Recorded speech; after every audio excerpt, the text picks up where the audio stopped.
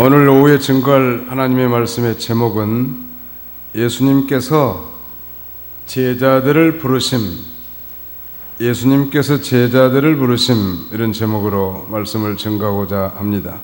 먼저 이 세례 요한이 자기를 따르던 이 두 제자들을 예수님께 보낸 내용이 35절로 37절까지 나와 있고요. 그 다음에 예수님께서 또 직접 네 제자를 부르신 내용이 38절에서 44절까지, 그 다음에 마지막 45절로 51절까지는 나다나엘의 신앙, 빌립을 통해서 전도받은 이 나다나엘, 다른 말로는 바돌로메라고도 하죠. 예수님의 12제자 가운데 한 사람, 나다나엘의 신앙에 대해서 세 가지 관점에서 말씀을 증거하고 은혜 받고자 합니다. 제목을 한번 따라서 합시다. 예수님께서 제자들을 부르심. 예수님께서 누구를 부르셨어요?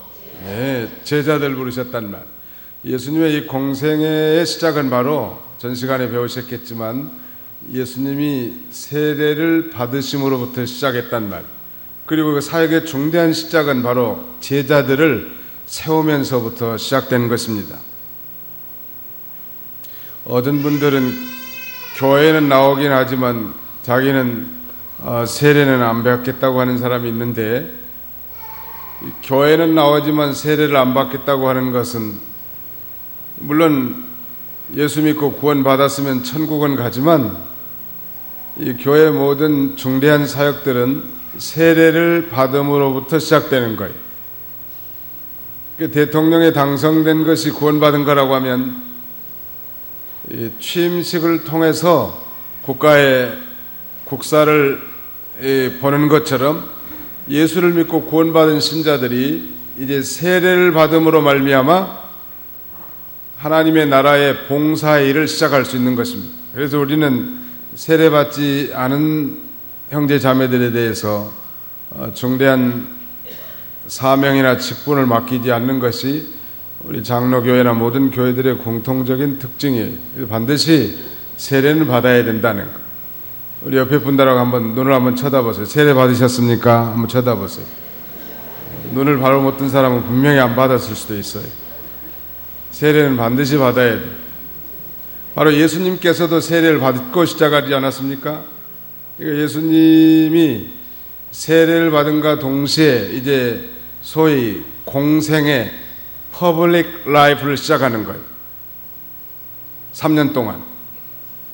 그 퍼블릭 라이프 공생 가운데 먼저 제자들을 세워서 이 사역을 시작했다는 건 사도 요한이 증거한 바인데, 바로 예수님의 사역의 출발을 제자들을 세우는 일에서부터 시작했는데, 결과적으로 볼 때 그의 제자들은 바로 예수님의 죽으심과 부활하심, 즉 예수님의 삶에 대한 이 증인이었고, 또 초대교회의 형성을 이루었을 뿐만 아니라 오늘날까지 이제 그 예수님의 이 제자들의 뒤를 이어서 그 명분이 계속 이어져서 세계 여러 나라들 속에서 복음의 증거자들로 예수님의 제자들이, 많은 제자들이 사역하고 있다는, 제자입니까? 하는 그런 책 제목도 있는데, 정말로 내가 예수님을 따르는 팔로워, 제자인가? 아니면 구경꾼인가? 예수님이 그렇게 말씀하셨죠. 아무든지 나를 따라오려거든 자기를 부인하고 제 십자가를 지고 나를 쫓을 것이니라. 이 종족하고는 그 두 가지, 자기 십자가를 지고 그 다음에는 자기를 부인하고 자기 십자가를 지고 따라가는 것입니다. 먼저 세례 요한이 자기 제자들을 예수님께 보냅니다. 35절부터 37절까지 읽어주시죠. 이튿날 요한이 자기 제자들 중 둘과 함께 서 있다가 예수께서 거니시는 것을 보고 보아라, 하나님의 어린 양이시다라고 말하였다. 그가 말을 듣고 두 제자가 예수님을 따라갔다. 예, 세례 요한의 제자들이 예수님을 따라갔다는, 예수님이 오시기 전에 유대 공동체는 특별히 우리 성경에 나타난 바리새파나 사두개파 외에도 소위 에센파라고 하는 그런 아주 경건한 공동체가 있었는데, 학자들에 의하면 이 세례 요한은 바로 이 에센파였을 것이다 라고 이렇게 추정합니다. 우리가 잘 아는 대로 세례 요한은 예수님보다 정확하게 6개월 먼저 이 땅에 불가능한 그 부모를 통해서 출생했고, 기적적으로 그가 하는 일은 바로 예수님의 선구자, 주님의 길을 예비하러 온 거였는데, 당시에 세례 요한을 따랐던 세례 요한의 제자들이 있었는데, 그들 중 2명, 오늘 본문에 나온 사도 요한과 그리고 이 베드로의 형제 안드레, 이 2사람은 원래 세례 요한의 제자였는데, 이제 세례 요한의 복음 증거를 듣고 예수님에게로 가는 거예요. 이미 배우셨겠지만 세례 요한은 그는 흥하여야 되겠고 나는 쇠하여야 되리라. 그런데 그는 곧 예수 그리스도고, 자기는 예수 그리스도를 소개하는, 말하자면 선구자의 지나지 않음을 그렇게 말하고 있는 것입니다. 자, 그러면 36절에 보실까요? 예수께서 거니시는 것을 보고 보아라, 하나님의 어린 양이시다. 보아라, 하나님의 어린 양이시다. 우리 예수님은 바로 하나님의 어린 양이시란 말. 놀라운 일이에요. 요한복음 1장 29절에서도 이미 살펴본 것처럼 29절 한번 보세요. 이튿날 요한이 예수께서 자기에게 오신 것을 보고 말하였다. 보아라, 세상 죄를 지고 가는 하나님의 어린 양이다. 좀 더 구체적으로 36절에는 하나님의 어린 양이시다 라고만 말씀하셨지만 29절에는 세상 죄를 지고 가는 하나님의 어린 양이다. 여러분, 구약시대에 죄를 용서받는 이 속죄제를 드릴 때 어린 양을 잡아오지요, 제사장 앞으로. 그러니까 어린 양을 끌고 오는 사람은 그 죄인 된 사람이 직접 끌고 와가지고 그 다음에 자기 손으로 그 어린 양의 머리에다 안수를 합니다. 그 안수라는 의미는 정가되다, 그런 의미가 있는데, 그러면 자기가 그 어린 양에게 안수를 하면 자기 죄가 그 어린 양에게 떠넘겨지는 거예요. 죄값은 사망이라고 했는데, 그러므로 죄를 지은 그 어린 양의 이제 목을 찔러서 피를 받아가지고 그 피를 제단 뿔에 바르고 나머지는 담 밑에 쏟음으로 소위 속죄 제사를 드린 것입니다. 그러니까 이 어린 양은 바로 죄를 용서받기 위한 속죄 양인데, 세례 요한은 바로 자신에게 이제 세례를 받기 위해서 나온 예수님을 향해서, 아니 또 길을 거니는 예수님을 향해서 보아라, 하나님의 어린 양이로다. 보아라, 세상 죄를 지고 가는 하나님의 어린 양이로다 라고 이렇게 단호하게 증거한 거예요. 제가 특별하게 은혜받은 성경 구절이 바로 요한복음 1장 29절이 보아라, 세상 죄를 지고 가는 하나님의 어린 양이로다. 바로 예수님께서 세상에 있는 모든 죄를 다 짊어지시고 대속의 죽음, 속죄의 죽음을 죽으신 분이시란 말이에요. 그 세상 죄 안에는 바로 나의 죄도 포함되어 있는 거예요. 그 세상이라고 하는 것은 과거와 현재와 미래까지 다 포함된 거예요. 그러므로 예수 그리스도를 믿는 자는 모든 죄를 용서받는 거예요. 왜? 어린 양 되시는 예수님이 대신 나의 모든 죄를 짊어지시고 대속적 죽음을 죽어주셨기 때문에 그렇습니다. 중요한 것은 이제 37절인데, 그의 말을 듣고 두 제자가 예수님을 따라갔다. 질문하겠습니다. 두 제자가 예수님을 따라갔는데 어떻게 두 제자가 어떻게 하고 두 제자가 예수님을 따라갔다고 했습니까? 바로 세례 요한을 통해서 증거된 복음을 들은 거예요. 복음. 이게 막무가내로 뭐 예수님 쫓아가는 거 아니에요. 하나님 앞에 나와서 오후 예배까지 드린 분이라면 적어도 이 놀라운 복음의 말씀을 듣고 우리 주님 앞에 나와 주님을 쫓아가는 거 아니겠습니까? 이거 성결된 것은 바로 세례 요한이 증거하는 복음의 말씀을 듣는 것이 중요해요.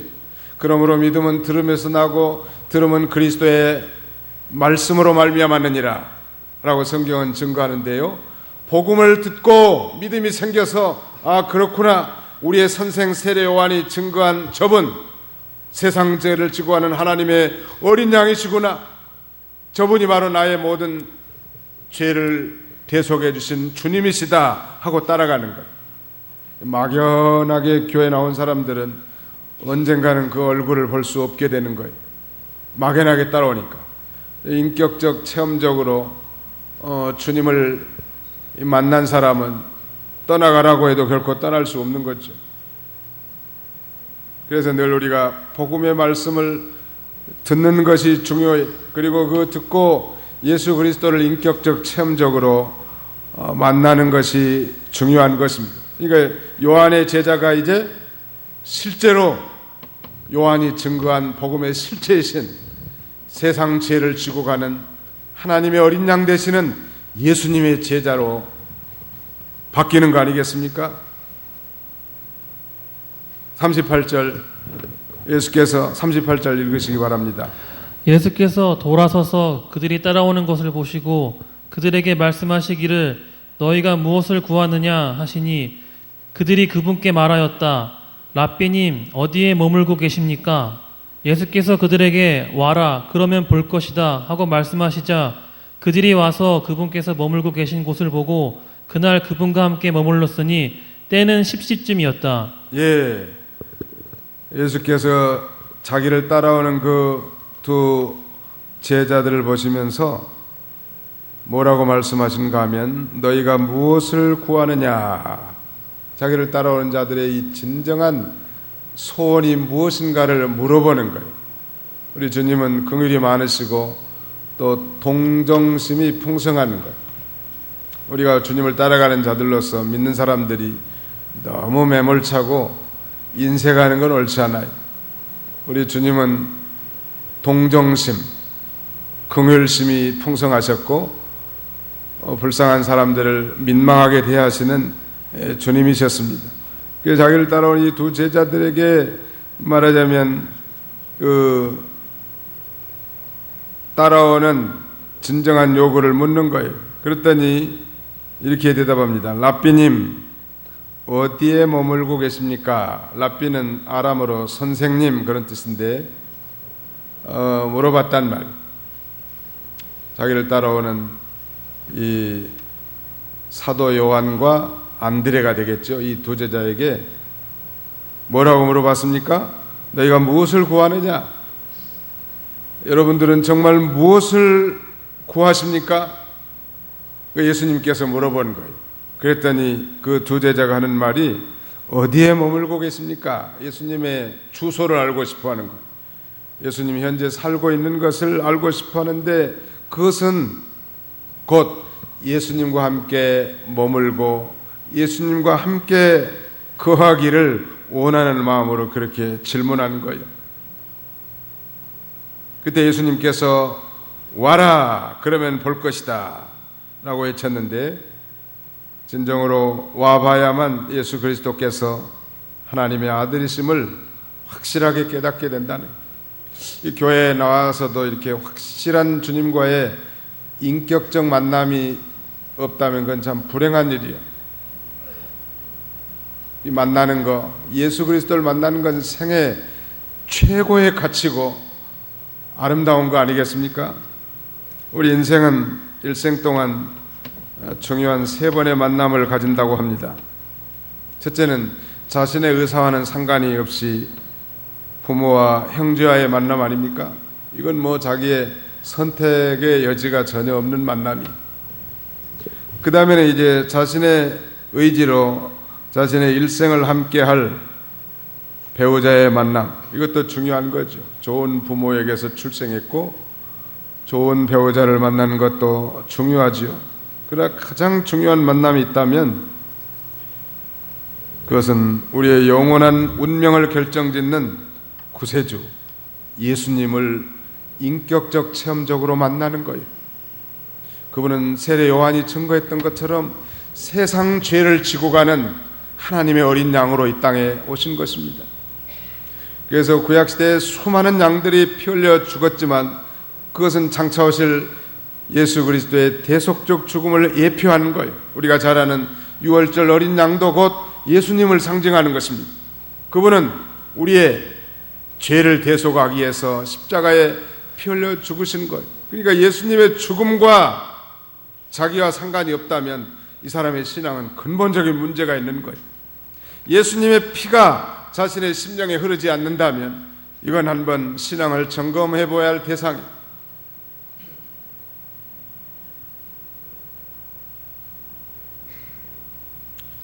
제가 여러 교회를 다니면서 특별히 복음을 많이 증거했는데 그거 중에서도 예수님의 피를 많이 강조했습니다.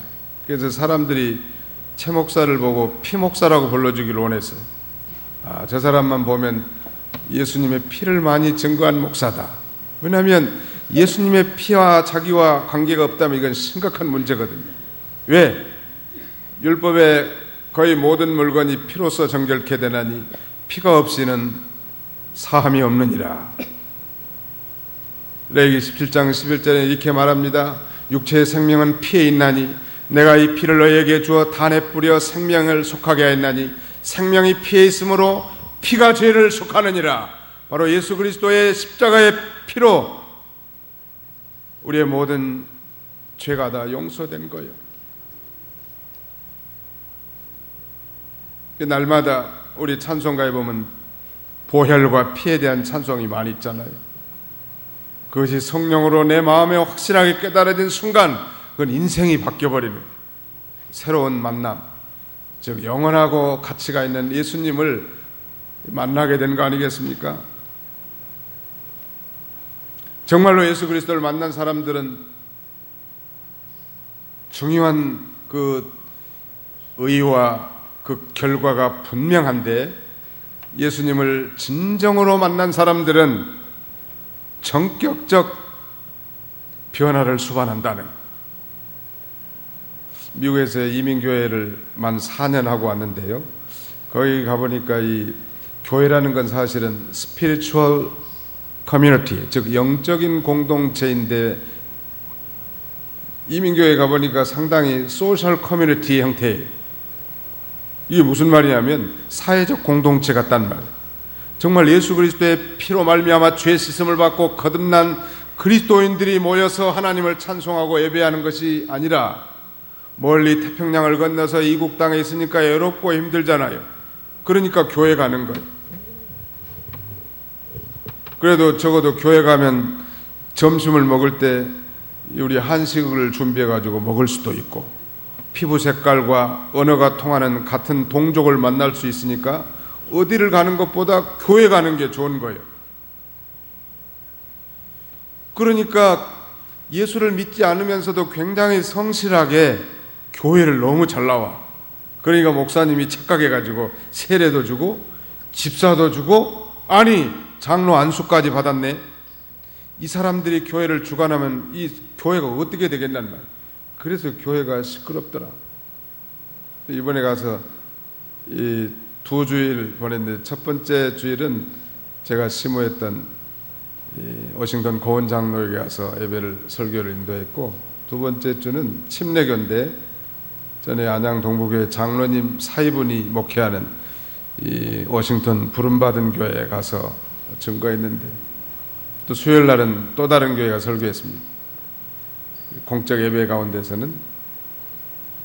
그런데 그 한결같은 이 목사님의 공통적인 게 제 고민만이 아니라 똑같더라는 거예요.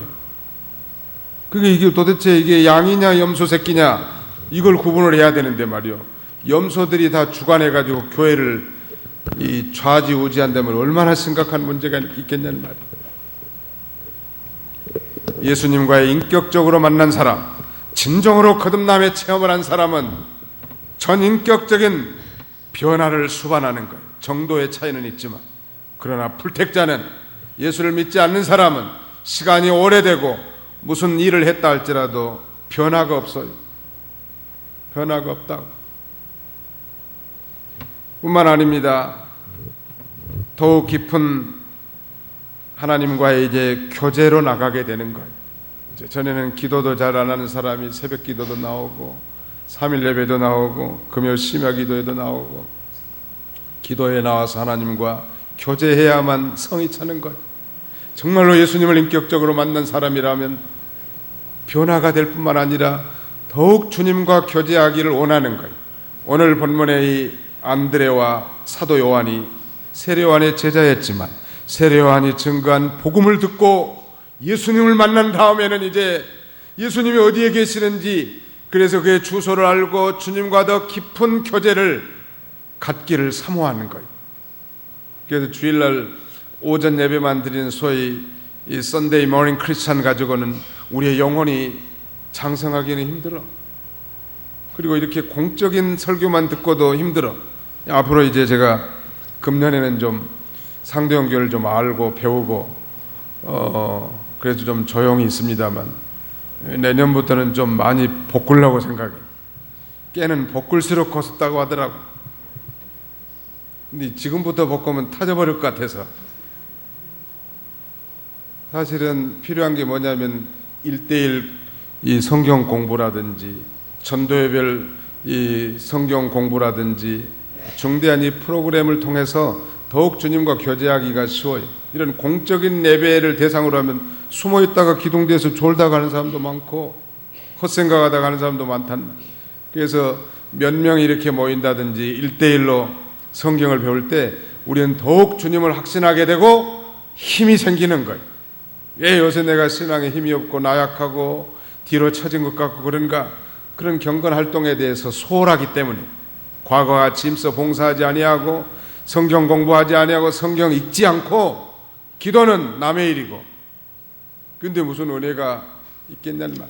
또 하나님 말씀을 전에는 순종했는데 이제는 순종하지 않은 거예요. 여러분, 하나님 말씀 은혜 받고 구원 받았다고 끝나는 거 아니에요? 하나님 말씀을 이제 잘 순종하십시오. 뭘 순종해야 되는가?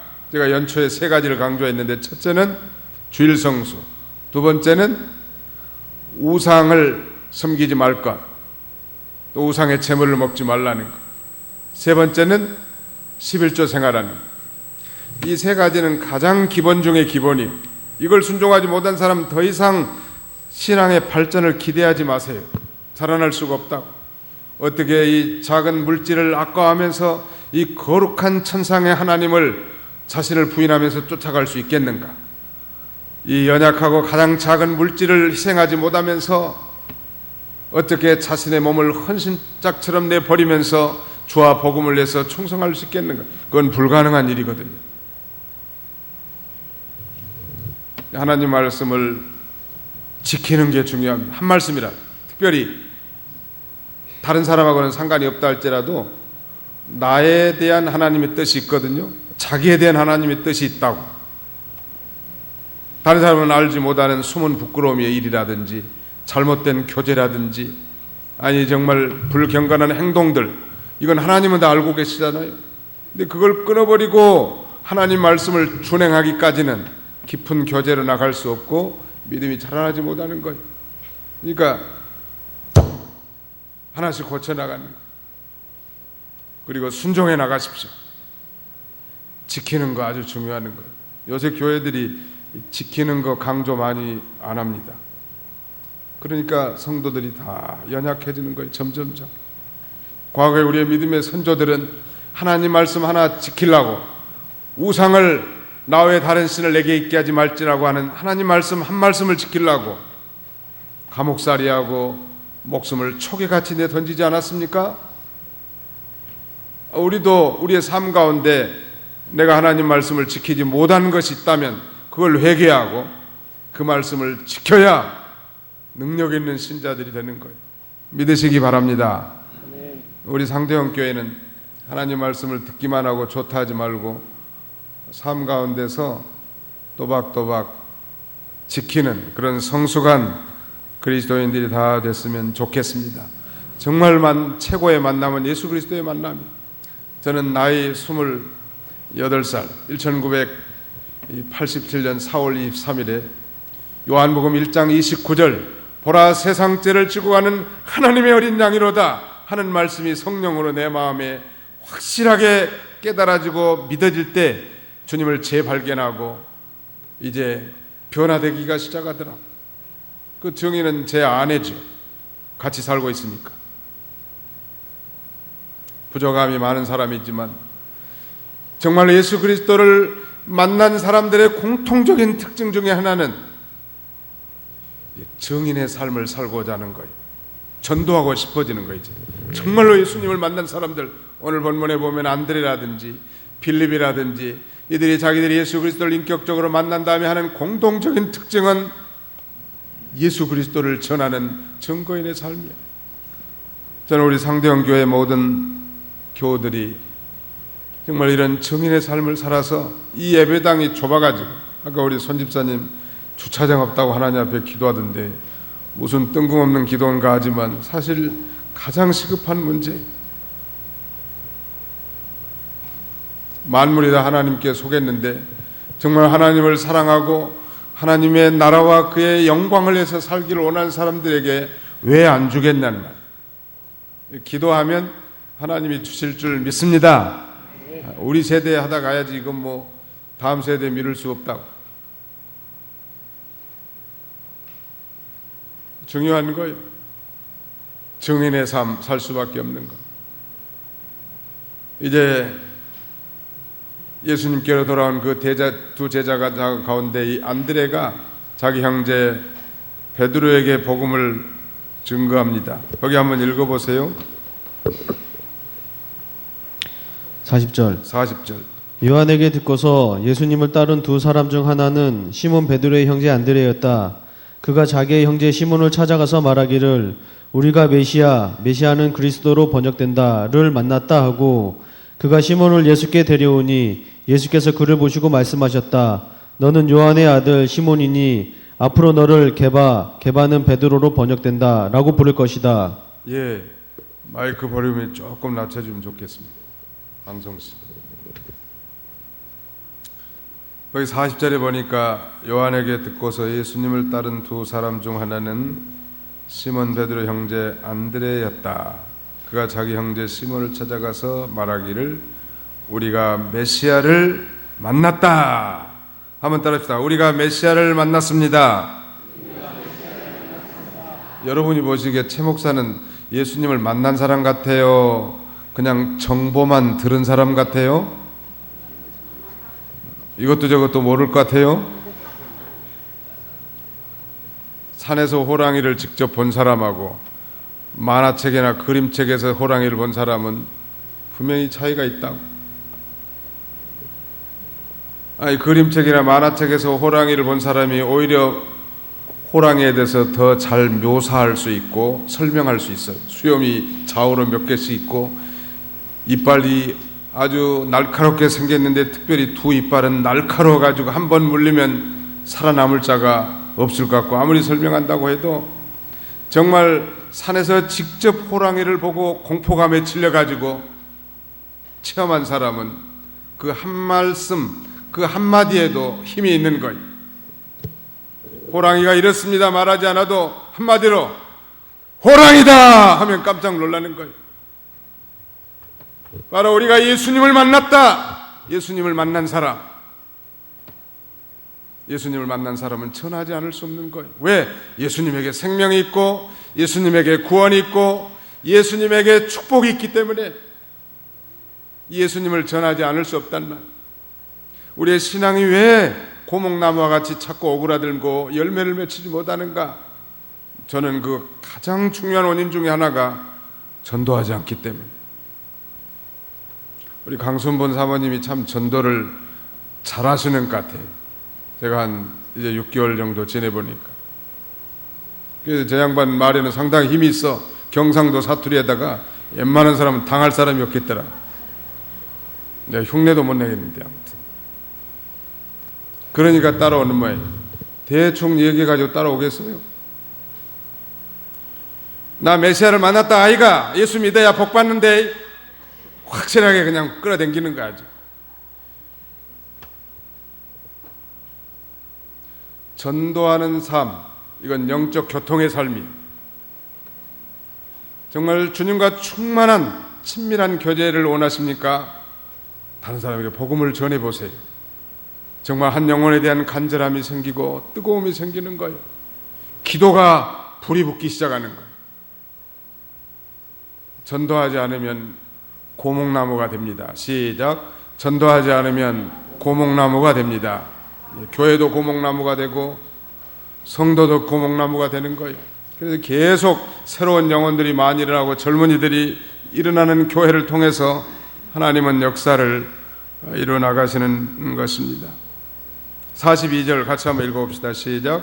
그가 시몬을 예수께 데려오니 예수께서 그를 보시고 말씀하셨다. 너는 요한의 아들 시몬이니 앞으로 너를 게바라고 부를 것이다. 요한복음은 간단하게 요약을 했습니다만 누가복음 5장에 보면 구체적으로 베드로의 소명에 대해서 기록하고 있는데, 우리가 잘 아는 대로 밤새 그물을 던졌지만 잡은 것이 아무것도 없었습니다. 그러나 말씀에 의지하여 그물을 던졌더니 그물이 찢어지도록 2배 가득 잡히게 됐단 말, 고기가. 그때 베드로가 예수님의 무릎 앞에 딱 무릎을 꿇고 주여 나를 떠나소서 나는 죄인이로소이다, 그렇게 고백하는 거예요. 주여 하는 건 당신은 사람이 아니고 우리가 기대하고 고대했던 메시아 하나님이십니다. 천지와 만물, 아니 물속의 고기까지도 주장하고 다스리시는 전능하신 하나님이십니다 하는 그런 신앙 고백이요. 그리고 나는 죄인입니다. 주님을 발견한 사람들의 공통적인 특징은 자신의 정체성을 밝히 깨닫게 되는 거예요. 주님을 발견하고 자신을 발견한 사람의 공통적인 특징은 이제 자기가 뭘 해야 될 줄 알아. 사명을 발견하게 되는 거예요. 그래서 이제 사람을 낚는 어부가 되지 않습니까? 그렇게 만들어 주시는 거예요. 그리고 43절부터 또 읽어보세요. 이튿날 예수께서 갈릴리로 나가시다가 빌립을 보시고 그에게 나를 따라오너라 하고 말씀하셨으니 빌립은 안드레와 베드로의 고향 베세다 사람이었다. 빌립이 나다나엘을 만나자 그에게 말하기를 모세가 율법에 기록하였고 선지자들도 기록한 그분을 우리가 만났는데 그분은 요셉의 아들 나사렛 사람 예수님이시다 라고 하니 나다나엘이 그에게 말하였다. 나사렛에서 무슨 선한 것이 나올 수 있겠느냐? 빌립이 그에게 말하기를 와서 보아라 라고 하였다. 예. 이튿날 갈릴리로 나가시다가 빌립을 보시고 예수님께서 나를 따라오너라 이렇게 말씀하셨는데 빌립이 따라왔단 말. 이거 보면 예수님의 이 영적 권위가 대단하잖아요. 우리가 밖에 나가지고 나를 따라오십시오 해가지고 따라올 사람이 누가 있겠어요? 우리 주님은 그런 이 권위가 있었습니다. 그래서 이 빌립은 어떤 사람이냐면 안드레와 베드로의 고향 베세다 사람이었는데 바로 이 동네 가까운 데서부터 이렇게 복음이 전파되지 않습니까? 예수님을 만난 이 빌립이 가만히 있을 수가 없죠. 아까 말씀드렸죠. 예수님을 인격적으로 만난 사람들의 공통적인 특징은 전하고 싶단 말. 이제 요한복음 3장에 이 니고데모나 요한복음 4장에 수가성 여인이나 다 공통적으로 주님을 인격적으로 만난 사람들의 특징은 복음을 변호하고 예수 그리스도를 증거하는 삶을 살게 되는 거예요. 빌립이 이제 45절을 보면 나다나엘 만나서 그에게 말하기를 모세가 율법에 기록하였고 선지자들도 기록한 그분을 우리가 만났는데 그분은 요셉의 아들 나사렛 사람 예수님이시다.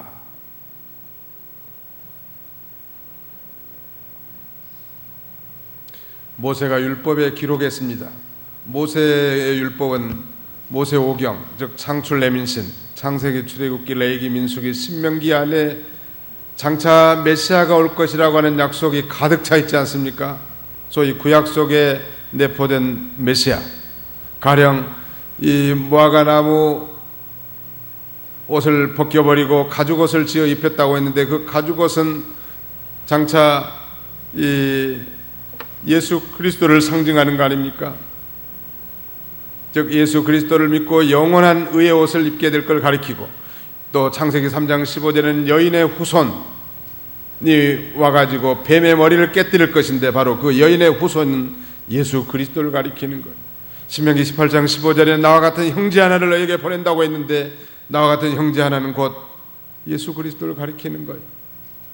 저 민수기에 보면은 불뱀에 물린 자들을 향해서 놋뱀을 장대에 달아서 높이 세웠는데 그 놋뱀은 바로 예수 그리스도를 상징하는데, 바로 이 율법에 기록한, 모세가 율법에 기록한 메시아가 오셨고 선지자도 기록한 그 메시아가 오셨는데 내가 만났다고 라고 말하면서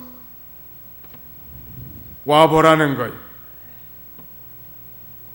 빌립의 전도는 그거예요. 46절, 나다나엘이 그에게 말하였다. 나사렛에서 무슨 선한 것이 나올 수 있겠느냐. 빌립이 그에게 말하기를 와서 보아라. Come and see. 와서 보라는, Come and see. 와서 보십시오. 우리 상대원께 한번 와서 보십시오. 찬양대가 얼마나 아름답고 그 찬양을 들으면 은혜가 충만할 것입니다. 상대원교회에 와보십시오. 아마 예수 그리스도를 만날 수 있을 것입니다. 와서 보는 건 굉장히 중요한 거예요. 피상적으로만 인포메이션을 들어가지고는 안 돼. 직접 경험하고 체험하고 만나는 게 중요하단 말. 그래서 우리가 할 일은 전도요. 와서 보라는 거예요. 그런데 이 나다나엘은 상당히 신중한 사람이지만 편견을 가진 회의론자예요. 어떻게 이 갈릴리 나사렛과 같은 꼴짜구니 같은 데서 위대한 인물이 나오겠는가? 실제로 갈릴리 지역, 이 지역에서는 위대한 역사적 인물이 나오지를 못했는데 어떻게 이 하찮은 이 갈릴리 나사렛에서 우리 인류를 구원할 메시아가 올 수 있겠는가? 이러니 전통적인 편견을 가지고 있었던 것입니다. 그러나 실제로 우리 예수님은 유다 베들레헴에서 출생하셨지만 그의 공생의 거의 대부분을 갈릴리 바다 근처에 갈릴리 지역에서 그의 사역을 하시는 거예요. 정말 가불 땅과 같은 정말 형편없는 땅이 갈릴리 땅이야. 과거에 솔로몬이 두로 왕에게 선물해가지고 이방 땅이 되기도 했던 그런 보잘것없는 거예요. 우리 성남 지역은 어떤 곳인가요? 서울의 종로나 아니면 강남의 압구정만은 못하는 것 같아요. 내가 보기엔. 그래도 하나님이 이 성남을 사랑하셔서 우리 올로 목사님을 통해서 교회를 개척하게 하시고 태간 백성들을 불러 모아서 이렇게 아름답게 하나님 앞에 예배 드릴 줄을 44년 전에 누가 알았겠냔 말이에요. 여러분, 우리가 처한 것이 어떤 곳이든지 간에 거기서 정말 하나님을 경외하고 믿음으로 살고 하나님의 말씀을 순종하면 그것이 참으로 아름다운 것이 되는 거예요. 믿으시면 아멘 합시다. 너무너무 아름다운 것이 되는 거예요. 믿음 지키면 아름다운 것이 되는 거예요.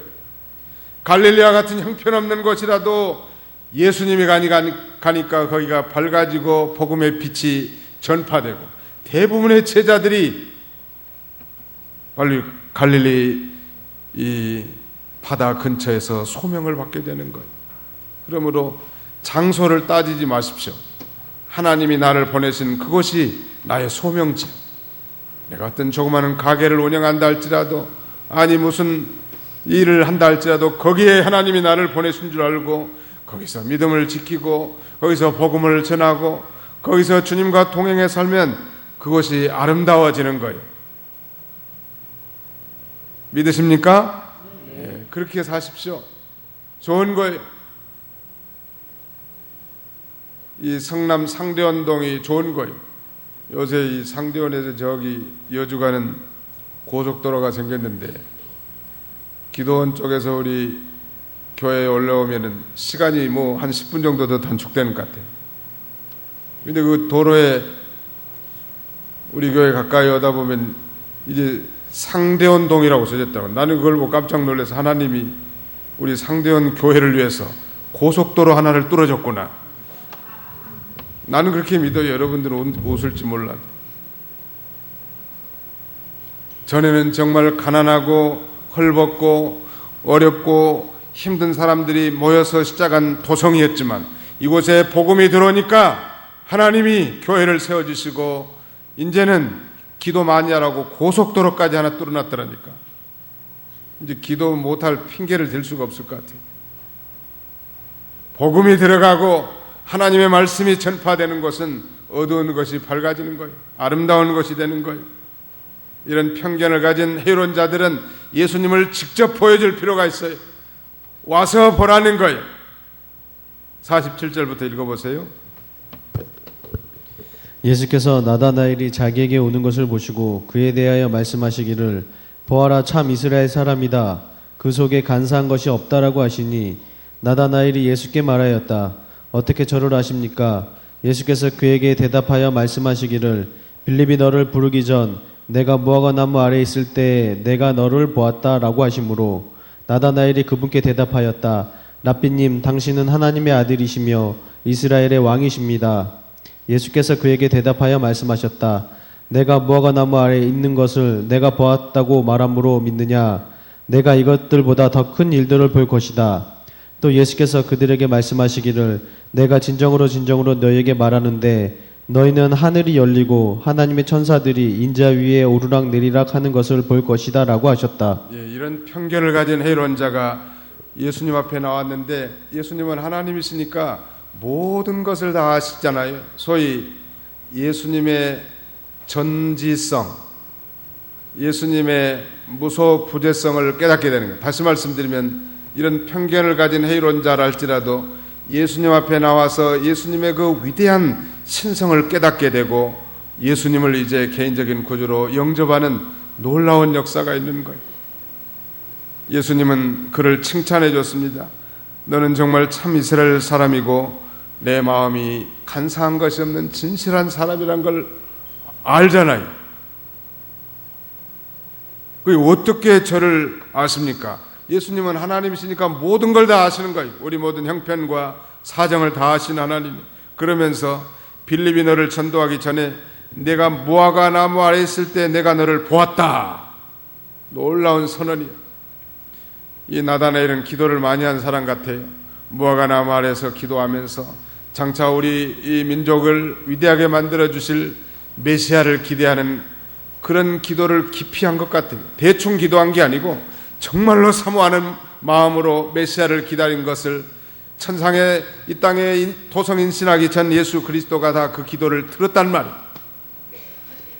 이걸 보면 오늘날도 진실하게 하나님 앞에 드리는 기도를 하나님이 들으시는 거예요.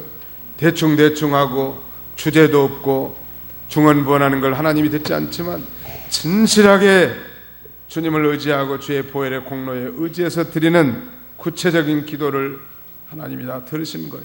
이걸 보니까 회의론 자였던 나다나엘이 부인할 수 없잖아요. 베드로와 같이 위대한 고백을 이렇게 하는 거예요. 뭐라고? 49절에 랍비님 당신은 하나님의 아들이시며 이스라엘의 왕이십니다. 이건 당신은 메시아이십니다. 내가 기다려왔고 기도해왔던 메시아이십니다 하고 그 순간 예수님을 영접하게 되는 거예요. 오늘 의심이 많고 상당히 철학의 조예가 깊고 무슨 전도를 해도 동문서답하는 그런 회의론자가 있거들랑 저들도 주님 앞으로 인도해서 복음을 듣게 하시면 성령님께서 자신들의 모든 편견과 해를 깨뜨리시고 예수가 그리스도란 사실이 믿어지도록 하나님이 역사하실 거예요. 이를 위해서 우리가 전도하는 거예요. 기도하겠습니다.